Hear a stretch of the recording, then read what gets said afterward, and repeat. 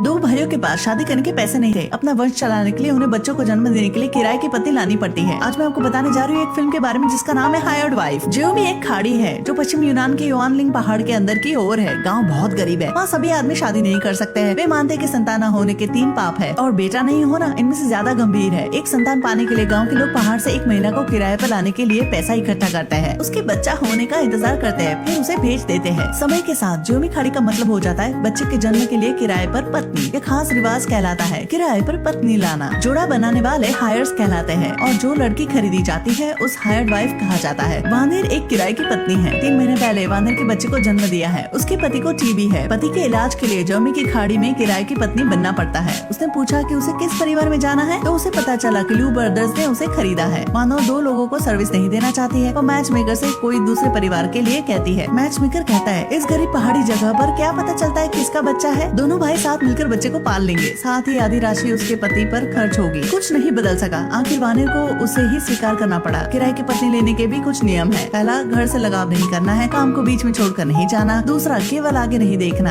आपके आगे पीछे केवल लोग नहीं है। मैच मेकर वानर को सलाह देता है जैसे ही बच्चे का नाम होता है तुम घर जा सकते हो। वानर को अपने बच्चे की याद आती रहती है। ध्यान नहीं देने से उसका रुमाल नदी में गिर जाता है। एक दयालु नाविक उसकी मदद करता है। वह नाविक को धन्यवाद देती है और चली जाती है। रात में वानर एक स्कार्फ पहनकर लू के घर में जाती है। अभी वो जल्दी से बच्चे को जन्म देकर यहाँ से छुटकारा पाना चाहती है। निष्पक्ष रहने के लिए दोनों भाइयों ने एक मिट्टी वाली समय घड़ी बनाई हुई थी। मिट्टी खत्म होते ही एक जने का समय समाप्त हो जाता है। दरवाजा खटखटाने का मतलब है कि समय समाप्त हो गया। लूडा पहले ऊपर जाता है। वो वानर का रुमाल हटाता है। उसे आश्चर्य होता है कि ये तो वही लड़की है जिससे वो मिला था। लूडा ही वो दयालु नाविक था जिसने उसका रुमाल उठाकर दिया था। वानर की सुंदरता को देखकर वह थोड़ा भ्रम में होता है। लूडा जानता है कि इस लड़की की किस्मत खराब है। अपने दिल से वह उसे प्यार किए बिना नहीं रहता। वानर को लगता है कि लूडा ईमानदार और विनम्र है। वह उसका नेतृत्व करने का बीड़ा उठाता है। वे दोनों एक तरफ से शादी को पूरा करना चाहते थे। खत्म होने के बाद वानो लूडा को बाहों में लेती है और कहती है कि वह उसके साथ रहना चाहती है। लूडा भी उसे बहुत चाहता है, लेकिन पत्नी को किराए पर लाने का पैसा दोनों भाइयों ने दिया है। जब लूडा को संकोच सा रहता है तब मिट्टी की घड़ी को देख रहे उसके भाई लूअर से इंतजार नहीं किया जाता है। वह तुरंत मिट्टी वाली घड़ी को बचाता है और लूडा को नीचे आने को कहता है। अपने भाई के बारे में सोचकर वह कपड़े पहनता है और अपने भाई लूअर को अपनी जगह आने देता है। लूअर अपने दयालु और सज्जन बड़े भाई लूडा से विपरीत है। गुस्सैल और जल्दबाजी वाला व्यक्ति। कमरे में आते ही वह तुरंत बिस्तर साफ करता है, बेल्ट उतारता है। वानर असल में 2 लोगों को सर्विस नहीं देना चाहती थी। वो कन कचोरे से अपनी उंगली कटवा लेती है। आवाज सुनकर लूडा कमरे में आता है और उसका घाव ठीक करता है। लू को नुकसान न हो इसलिए वह आज कुछ नहीं करते। लूअर का काम असफल रहता है। वानर लू के घर में रहती है। दोनों भाइयों के रोजमर्रा के कामों को संभालती है। पानी लाना, खाना बनाना, सब कुछ। लूअर वानर के लिए तड़पता रहता है। वो जब काम करती रहती है तो वह आता है और उसे छेड़ता है। उसके साथ संबंध बनाने की सोचता है, लेकिन हमेशा लूडा रुकावट बन जाता है। लूडा जानते है कि वानर उसके छोटे भाई से संबंध नहीं बनाना चाहती है। इसके अलावा उसका 3 महीने का बच्चा भी है। शरीर को भी बढ़ने के लिए थोड़ा समय चाहिए। लूअर इससे संतुष्ट नहीं होता है। उसने भी पैसे दिए हैं, लेकिन वानर की ऐसे बेरुखी। लेकिन उसका बड़ा भाई उसके पापा के समान है। वो उसे लड़ना नहीं चाहता, लेकिन वानर के प्रति उसका मन बिल्कुल नहीं बदला। एक साथ एक ही छत के नीचे रहना। वानर रोज उसके सामने घूमते, लेकिन वो केवल देख ही सकता था। एक दिन खाने के समय केवल लूअर ही आया। वानर को पता चला कि लूडा को नावों के बेड़े को लगाने के लिए डेझाउन के लिए जाना है। इस यात्रा में कुछ महीने लगेंगे। केवल लूअर और वह घर पर है, शायद कुछ होगा। वानर जल्दी से घाट पर जाती है और लूडा को उसे अपने साथ ले जाने को कहती है, लेकिन नियम के अनुसार महिलाएं नाव खेने नहीं जाती है, नहीं तो बेड़ा टूट सकता है और मौत हो सकती है। वानर दुखी मन से वापस आ जाती है, अपने कपड़े निकालती है। लूडा अपनी भावनाओं पर काबू नहीं कर पाता। वह अंदर आता है। किनारे पर लूअर ने यह दृश्य साफ देखा। वो बंदूक लेकर आसमान में गोली चलाता है। इससे टेंट में 2 लोग डर जाते हैं। लूअर को गुस्से में देखकर लूडा बाहर निकलता है। रात में लूअर लूडा को सब बता देता है। वो जानता है कि उसे उसके भाई और वानर का सहयोग करना चाहिए, लेकिन वह वानर के प्रति अपनी भावना को दबा नहीं पाता है। इसलिए वो अपनी पैंट उतारता है। लूडा को उसका ध्यान रखने को कहता है। लूडा ऐसा नहीं करता है। अपने भाई को देखकर वह खुद को दोष देता है। अगली सुबह जल्दी लूडा बिना कुछ कहे डेझाउन के लिए नाव लेकर चला जाता है। घर में केवल 2 लोग बचे थे, लूअर और वानर। लूअर वानर का फायदा उठाने वाला होता है। वानर को लूअर के इरादे पता थे। वह उसके साथ शराब पीती है। परिणाम स्वरूप लूअर नशे में हो गया। उस दिन एक बड़ा तूफान आता है। लूडा को तूफान का सामना करना पड़ता है और उसकी नाव गायब हो जाती है। उसका पता नहीं चलता। वानर को यह खबर सुनकर दुख होता है। अब उसकी कोई इच्छा नहीं है। हायर्स भी वानर के पास आते हैं, सलाह देता है कि उसके जैसी शादीशुदा महिला को एक किराए की पत्नी के रूप में इतना गुस्सा नहीं करना चाहिए। जितना जल्दी काम हो जाएगा वह घर चली जाएगी। वानर को लगता है कि मैच मेकर सही कह रहा है, इसलिए वह लूअर को स्वीकार करती है। इस तरह दिन बीतते गए। एक दिन लूडा की नाव वापस लौटती है। ऐसा लगता है कि लूडा ने कुंती को पकड़े रखा और किनारे पर आ गया। रेड आर्मी ने उसे बचा लिया। लूडा रेड आर्मी की नई सोच से बहुत प्रभावित हुआ। वो जानता है कि हायरिंग वाइफ एक बेकार परंपरा है, क्योंकि उनका जन्म भी इसी परंपरा से हुआ है। बचपन से वे कभी अपने माँ से नहीं मिले। वे इस दर्द से गुजर चुके हैं। वह नहीं चाहता कि उसके बच्चे को ऐसी स्थिति से गुजरना पड़े, इसलिए वह वानर को पैसे देता है। उसे एक अच्छी जिंदगी जीने के लिए घर जाने देता है। साथ ही लूअर को भी रेड आर्मी में शामिल होने के लिए मनाता है। जब केवल सामंतवाद हावी था तो गरीबी से बचने का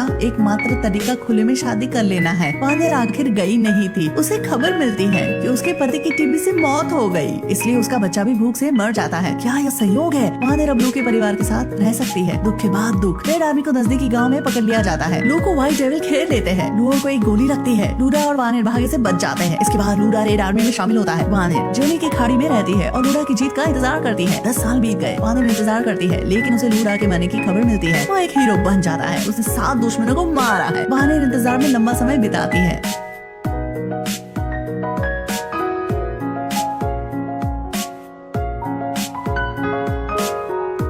सामंतवादी समाज ने कई महिलाओं के दिल तोड़े हैं। किराए पर पत्नी लेने का रिवाज इनमें से एक है। वानेर इस रिवाज की पीड़िता है। उसका भाग्य लोगों की आंखें भर देता है। ठीक है, ये है कमांड स्ट्रीट रिव्यू मूवी। आपको वीडियो पसंद आया? मुझे रिपोर्ट करना ना भूले।